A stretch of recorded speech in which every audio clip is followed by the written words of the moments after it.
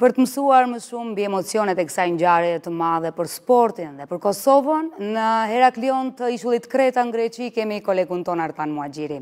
Përshëndetje Artan dhe urime për këtë lajm të mrekullueshëm. Çfarë rëndësie kanë mbajtja këtyre lojrave për Kosovën? Përshëndetje dhe për ju Alketa, ka qenë një ditë maratonike përmes të cilës ditë ne jemi munduar që të transmetojmë emocionet dhe gjitha zhvillimet të cilat janë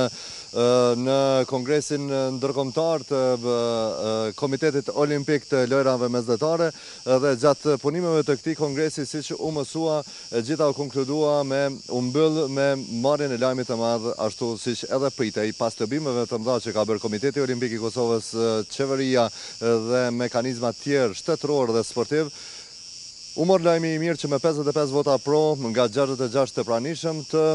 fitohet kandidatura dhe organizimi i lojrave mesdhetare të vitit 2030. Këto lojra llogariten si një aset për Kosovën, hapje një kapitulli të ri për sportin e Kosovës dhe shtetin e Kosovës,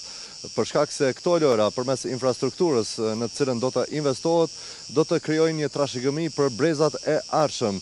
dhe kësaj do të synohet që sporti i Kosovës të kalojë në një nivel tjetër si të organizimit ashtu edhe të cilësisë. Siç e keni dëgjuar edhe nga deklaratat e krerëve të shtetit, të Komitetit Olimpik dhe strukturave tjera që kanë qenë të pranishme këtu,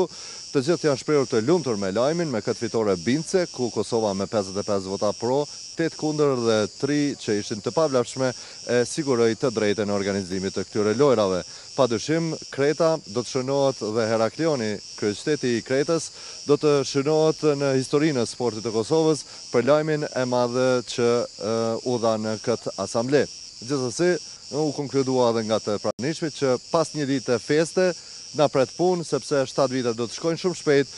dhe mbi 250 milion të investuara pritet të jetësohen së shpejti në infrastrukturë dhe në elemente tjera për të sjellë një super organizim pas lojrave që do të mbahen në Itali.